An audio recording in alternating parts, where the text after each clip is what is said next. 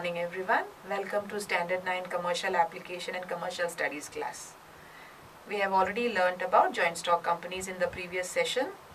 We know that joint stock companies are large-scale organizations. They are corporate forms of organizations basically, where ownership and management are separated from each other. These large-scale organizations have continuous existence and a common seal. Now, owing to their large size of operation, they are divided into small groupings or small unit in order to facilitate administration convenience and also in order to ensure effective and efficacious flow of work. And these small groupings are known as departments.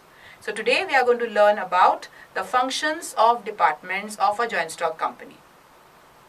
So let us first understand what you mean by department and departmentation, and then proceed to the need for departmentation.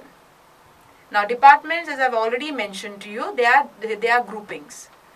They include or they consist of, departments consist of people of having common goal. And the process of grouping different activities into department for the purpose of administration is known as departmentation.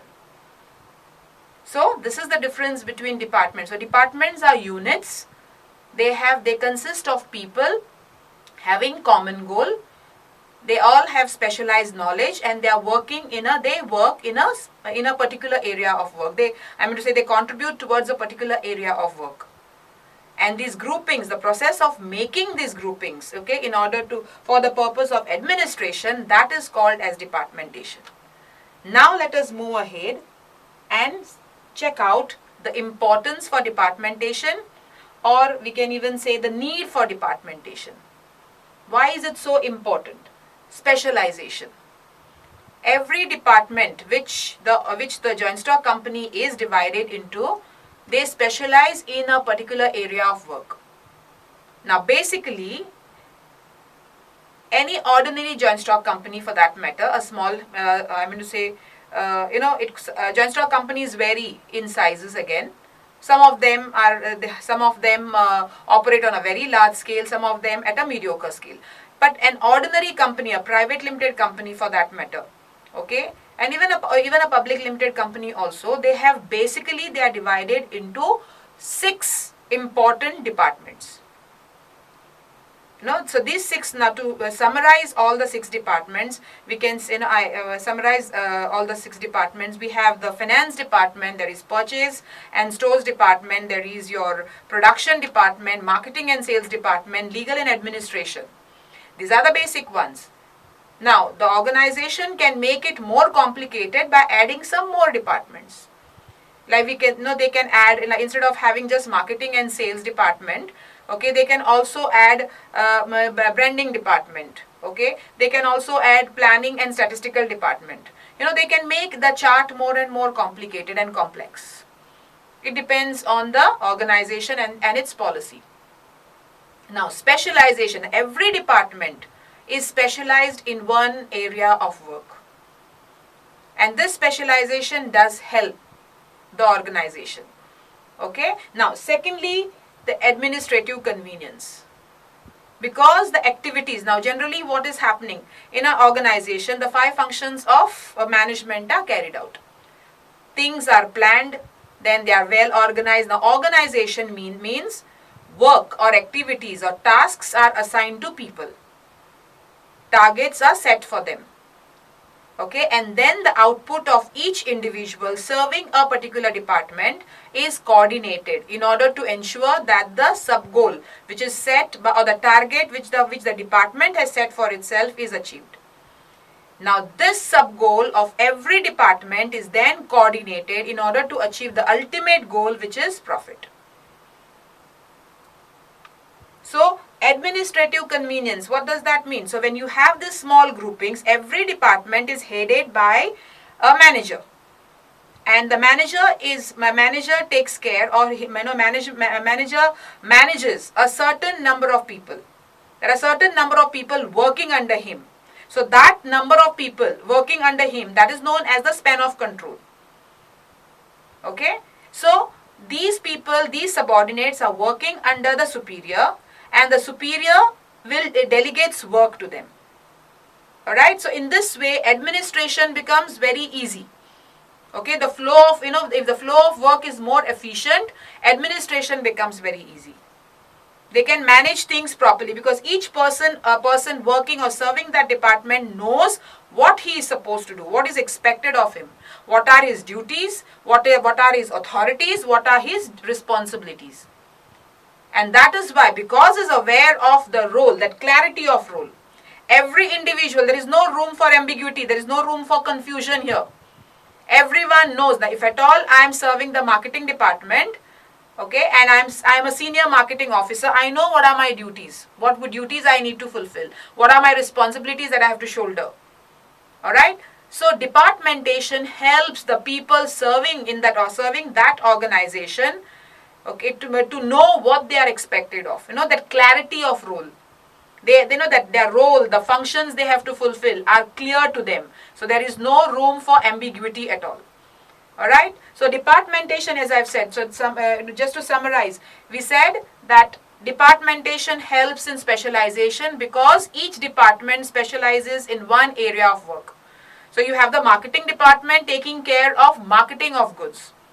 Okay, you have the purchase department taking care of procurement or acquiring of raw materials or various other supplies.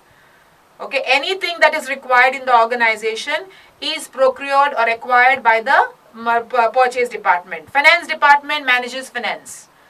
So that is specialization. And because the activities are grouped, we have these small departments. Okay, these departments, so it becomes very convenient to run the administration. Okay, and people serving in the organization, now if at all the joint stock companies, the company was not divided into departments, people serving that organization would have been in a state of confusion. There would have been a lot of chaos and confusion. Nobody would know what they are expected to do. But now that the groupings are done, and when I know that I am a part of this group, I am supposed to do this. Okay, that is clarity of role. Okay, so there is clarity of role, there is autonomy. Okay, now autonomy means independence. They work independently. Now actually speaking, each of this department, okay, they are interdependent. That interdependence is always there. Each department has to, they have to strive to succeed in achieving the sub goal that they have set. Because then these sub goals are coordinated, they are synchronized to achieve the ultimate goal, which is profit. I hope I have made myself clear. Okay, but at the same time, each department functions independently without any interference from the higher ups or any outsider. So that is why, so that that autonomy, they enjoy autonomy. They work efficaciously because there is no interference from the third parties. Okay, or from any other person from the other department. So each department is functioning autonomously or independently, and then, as I've already said, okay, these departments, they carry out the 5 functions of department. We have the topmost, at the topmost we have the board of directors. They are the policy makers, they are administrators. They are framing policies, they make decisions, and these decisions then percolate down. Okay, percolate down, and they are implemented by the managers. So when the decision is made, this is the target which the company wants to achieve, then every department, in order to achieve that ultimate goal, they have to set a sub goal for themselves. And to attain that sub goal, like marketing department will have to set a sub goal. Okay, finance department accordingly. So now they are connected with each other. Okay, they are dependent on each other. So based on the goal set by the marketing department, accordingly finance will have set its targets. Okay, accordingly purchase department will set the targets, so on and so forth. Okay, now that the marketing department has set a target, okay, they have set a sub goal for itself. The people serving, the personnel serving that department will be delegated activities. The tasks will be delegated to them. Authority, responsibility will be delegated to them by their managers. Okay, by the superior, I mean to say. And the final out and this activities, there is a target set. And this target has to be met. Each person will have a target to achieve. And it has to be achieved within a stipulated period of time. Now, the final output of each person, the activities that are the tasks that are assigned to the personnel serving that department, they have to achieve their target within a stipulated period of time, and the final output of each one of them is then coordinated. It is then put together to ensure the achievement or accomplishment of the sub goal, which will eventually help the organization to achieve the ultimate goal. Okay, so this is how activities in a department are coordinated. So it facilitates coordination of activities. So that is the reason why departmentation or departments are necessary. Effective control, where coordination and control, they actually go hand in hand. Work is assigned to people serving that department. Targets are set for them. They have to strive to achieve that target. Okay. Now, at the same time, in order to succeed in achieving the sub goal, departmental heads, they predetermine a standard performance. When the work is assigned to people, they always decide the predetermined standard. This should be the kind of work. Okay, this should be the kind of work. So when the actual work is performed, it is compared. Okay, it is compared with the predetermined standard. And if at all they feel that the work performed is par excellent, that is, it is much better than the predetermined standard, then this candidate or the employee, he deserves a promotion. So based on this, people get promoted. Okay, they grow in the organization. Okay, now if at all they feel that the actual performance is not at par with the standard performance, then immediate corrective actions are taken to rectify the mistakes. Okay, so this is how departmentation facilitates effective control. So this is how you can control the work. The departmental heads do not allow the people serving that department to go haywire. I mean to say, they always make sure that they motivate them to follow the same track, to follow the track which they are supposed to follow. The flow of work, I mean to say. Alright, so that is how effective control is exercised when this large size organization is divided into departments. Okay, and last but not the least is training and development. Every department has its own demands. In the marketing department, people serving the marketing department, they should have effective communication skills. They should be very creative in their thinking, the diversion thinking, and conversion thinking, all the life skills basically. They should possess the life skills. Okay, finance department has its own challenges and it has its own demands. People have to be very, they have to be very good at calculations, computations. They have to be very money-minded. They should be very good at, like for example, what shall I say? They should have various ideas of how profits can be maximized. Okay, so all these, so every department has its own challenges. It has its own requirements. So people serving that department needs to be trained. Okay, they need to be trained. Now, training and development. Now, training is generally referred with reference to, or it is referred with, training is generally used, the word training is used with reference to your non-managerial staff, whereas development is for managerial staff. Okay, training is more job specific and it is time bound. The training sessions are usually for a week, or it could be for a fortnight or a month maximum, not more than that. Okay, so it is non-managerial staff that is trained. They are trained in order to spruce up the skills which they require to carry out the work efficaciously or more effectively. Okay, development is for managers.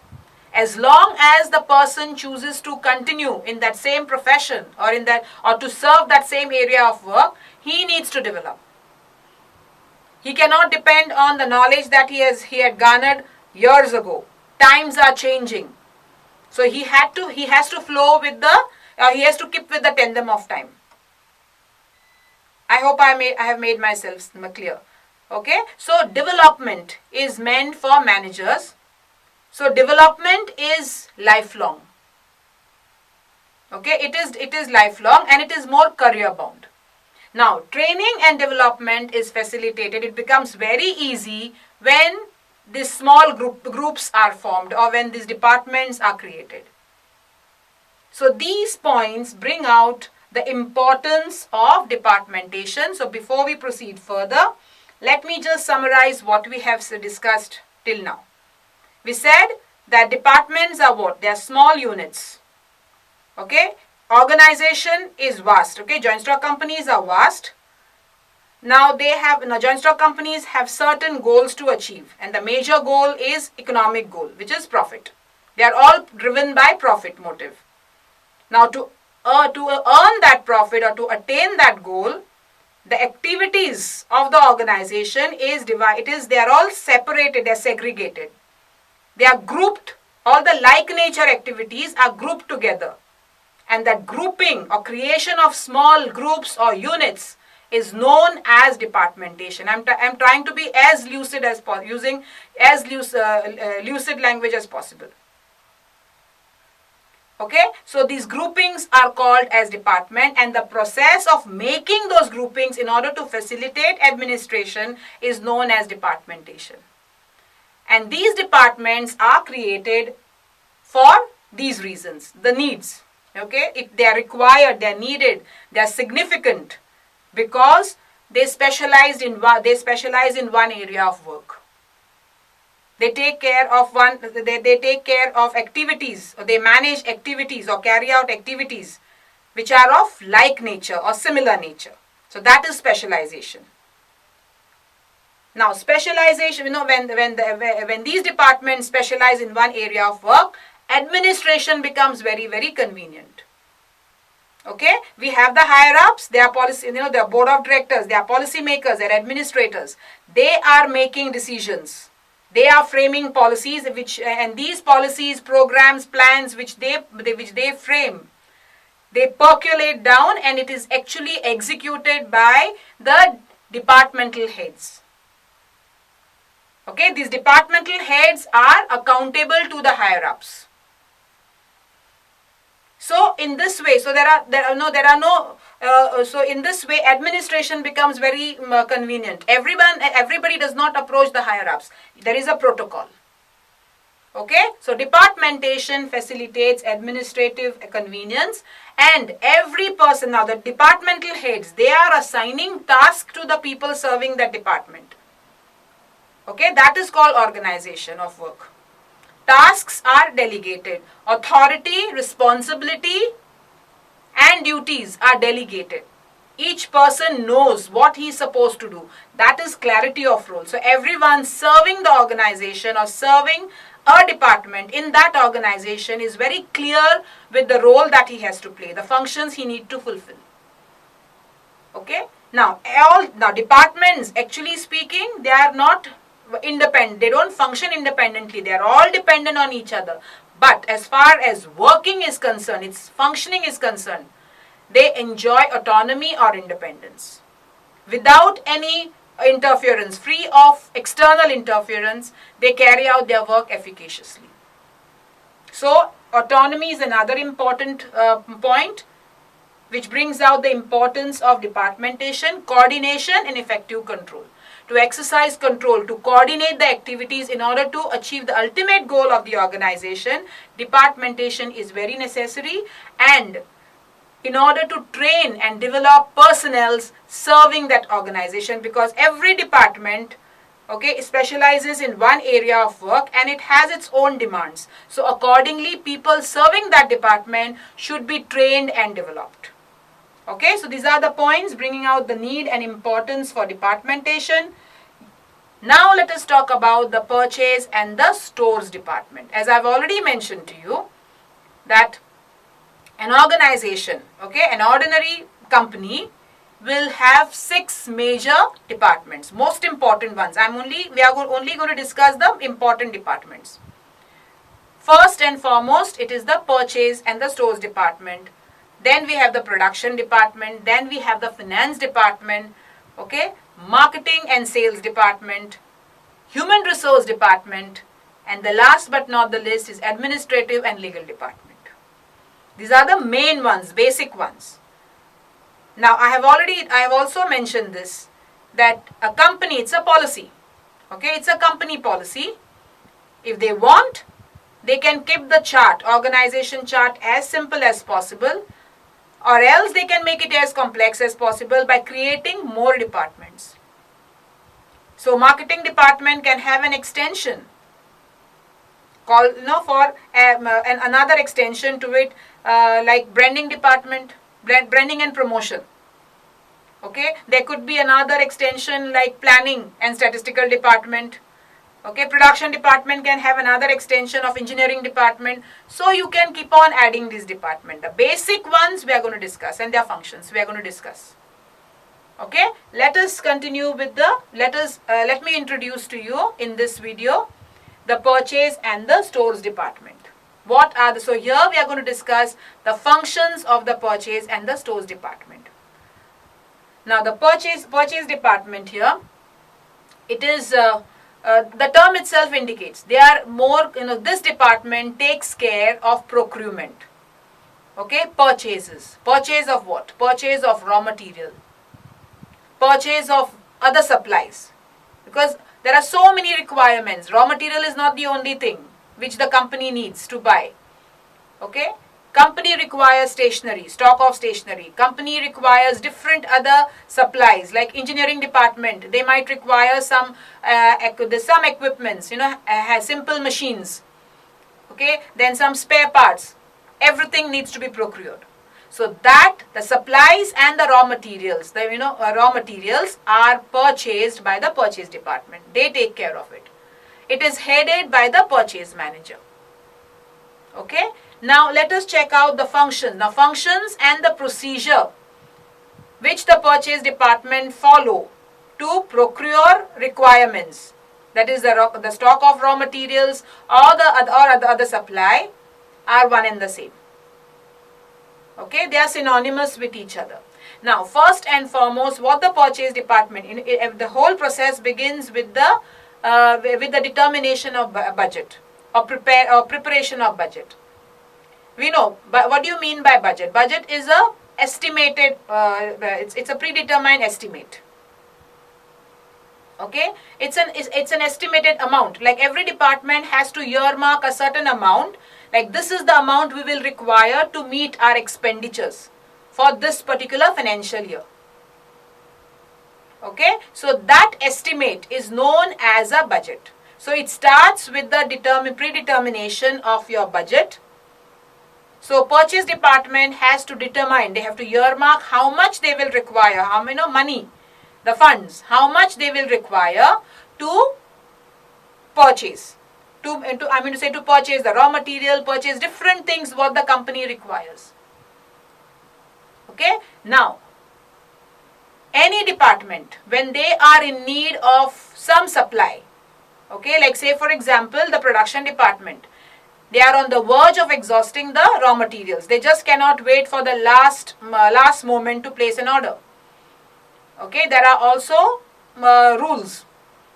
Okay, now when the production department realizes, when the stores department, when the store department realize that the raw materials are depleting, like they are, the quantity is reducing, and the quantity which is now, there, okay, that will last for another 10 days. So now they have to place a fresh order. Even engineering department, if they feel, if they are in need of some kind or some spare part or anything, whatever the supplies they require, when any department is in need of some supply, whether it is raw material or whether it is stationery or some spare parts, they have to generate a requisition. Okay, there is a requisition form which includes, okay, which includes information pertaining to your quantity, quality, cost per unit, and the total cost. So this information should be furnished by the department concerned.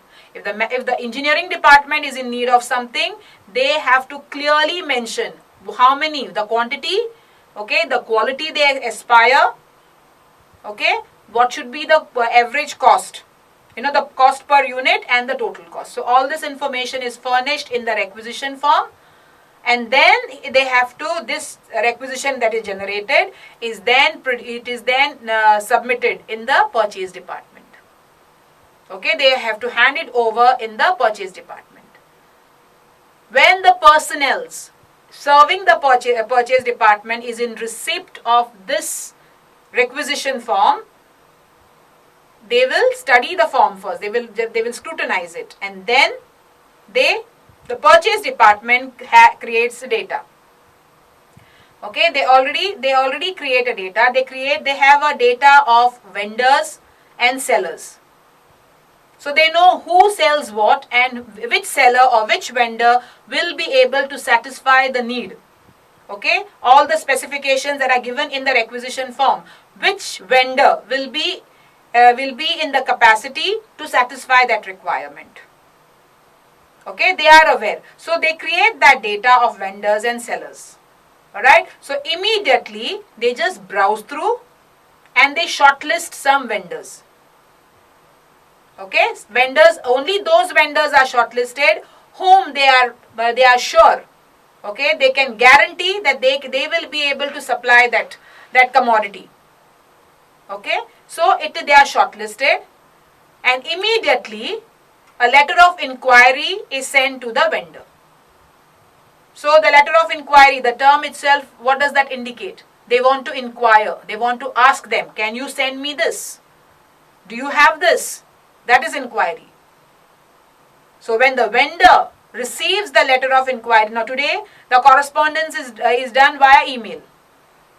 So immediately an email is sent to them. Earlier it used to be in the letters were drafted and they were sent. Okay, practically, physically. Alright, so when the vendor is in receipt of the letter of inquiry, he prepares a quotation. Now if he feels, okay, that yes, I can provide this. Okay, I can provide this. I have this with me. So then he will draft a quotation. Okay, quotation is nothing else but a price list. So he will quote his prices. You want this quantity, I can provide you with this quantity. Okay, your quotation, the price that you have mentioned there, in the inquiry letter, they have to clearly mention what is, what should be the range, what should be the price they are looking out for. Okay, so the vendor in the quotation will clearly indicate the price also. You are looking out for this price, this is the price I am quoting you. Okay, so this is how he will draft the quotation, and the quotation is sent to the purchase department, to the company. Okay, now it is not just one vendor. They have shortlisted so many vendors, and the inquiry letters have gone to all these vendors. So all these vendors, say 10 vendors are shortlisted, they will receive 10 quotations from 10 different people. Now these quotations, when they receive these quotations, okay, now the important purpose of quotation is to convert the inquiry into order. Okay, so each vendor will try his level best to quote the list price, because the vendor quoting the list price will bag the order. Okay, so they will try, they will calculate their expenditures, their all their obligations, and accordingly they will prepare that quotation. Okay, so when the purchase department receives the quotation, they will compare it. It will be, each quotation is analyzed. They are compared with one another. And the vendor quoting the list price, okay, which is suitable to the company's pockets, that vendor will bag the order. Okay, so the next step is placing the order. So they will send him another email placing the order for the commodity. Once the vendor receives the order, he dispatches the commodity. Okay, consignment, I'm sorry. Okay, he dispatches the consignment. Now, before dispatching the consignment, the vendor prepares. He drafts the invoice. Invoice is a bill. Okay, whenever we go to a shop, what do? When we purchase, the shopkeeper issues a bill, right? So, now the vendor has to generate an invoice. An invoice is always generated in triplicate. So, one copy the vendor is keeping for himself and 2 copies are sent to the company. Okay, now before the original invoice reaches the company, before dispatching the consignment, he will send a pro forma invoice. Pro forma is a dummy invoice. Okay, now what is the purpose of sending this pro forma invoice? The company should be able to keep the cash ready, just to prepare them, help them to keep the cash ready for payment. Alright, okay, now later on he will dispatch the commodities, the consignment. When the company will receive, when the purchase department will receive the consignment, they will not accept it at a blink of an eye. Okay, first of all they will check, the invoice will be handed over to them by the person giving the delivery. They will ensure, okay, there will be inspection. They will ensure that the quality and quantity that was ordered, okay, whether the consignment dispatched to them satisfy those requirements. And once they are sure that, then it is accepted. The invoices are then, one invoice is sent to the stores department, the other one is sent to the finance department for clearing the bill. Okay, so these are the important functions of your purchase department. And then the invoice, invoice which is sent to the finance department, it is sent back to the purchase department. Okay, so that invoice will be filed and kept ready, kept for any kind of record that they require or for reference in the near future. So these are the various functions performed by the purchase department. Now, the next one is the functions of the stores department, because purchase and stores, they go hand in hand. They are complementary to each other. Goods are purchased and then it is handed over to the stores for safekeeping. The head of the stores department is known as the storekeeper. Okay, so when the purchase department receives the consignment, it is directed to the stores department. Okay, now what are the functions of a storekeeper? Receiving and inspecting materials. So when this fresh consignment is received by the storekeeper, he will just not accept it. He will inspect, because an invoice is already sent to him. He will make sure, he will double cross check.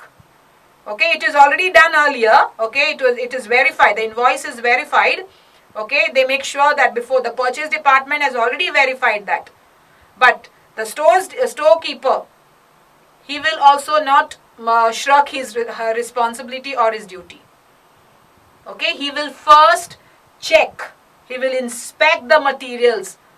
Okay, materials or the consignment, he will compare it, he will verify whether the quality and quantity in the invoice match with actually match with the real consignment.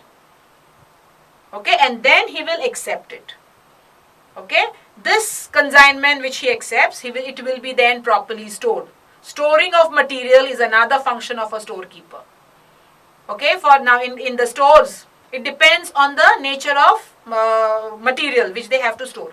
Now, if the raw materials, if the raw material which is used, especially in any industry or a company that is manufacturing plastic articles, okay, PVC is available in granules, or it could be any other raw material which is in pulverized form or powder form.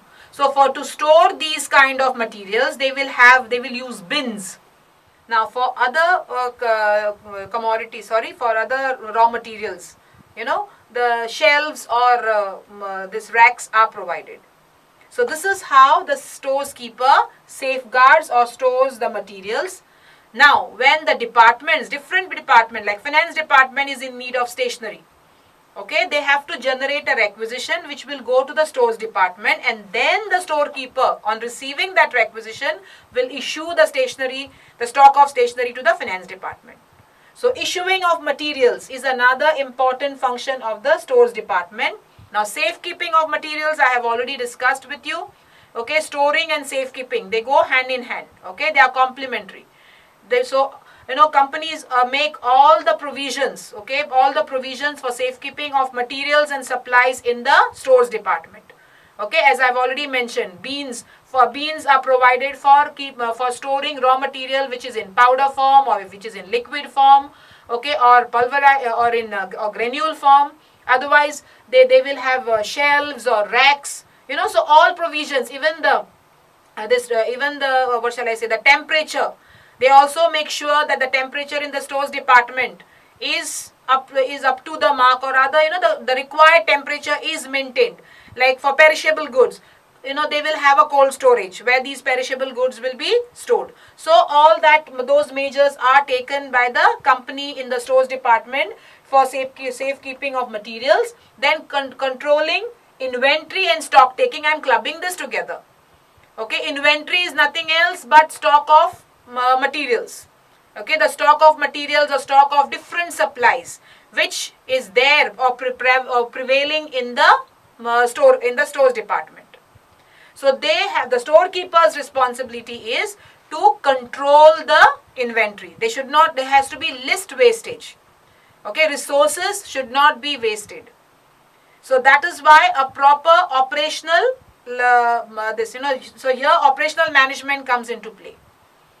Okay, they have to make sure that all these what shall I say, methods of this inventory, okay, methods of controlling inventory, like your ABC method, or you have your the latest one is Kanban. Okay, so perpetual inventory systems, there are so many systems like that. Okay, so they should have a system in place. So in this way the inventory is controlled. Now stock taking can be either weekly, it could be fortnightly or monthly. Okay, they have to keep a record. The responsibility of a storekeeper is to keep a record of the commodities that are supplied at the end of the week. Probably if it's weekly, then every Friday or every Saturday, okay, they have to find out how much of raw materials and supplies are issued, and what is the balance now, what is the stock now. Okay, so that is called as stock taking. And proper record keeping. Okay, whatever happens in the stores department, it has to be properly recorded, and those records have to be preserved for future reference. So today we conclude this session with this much.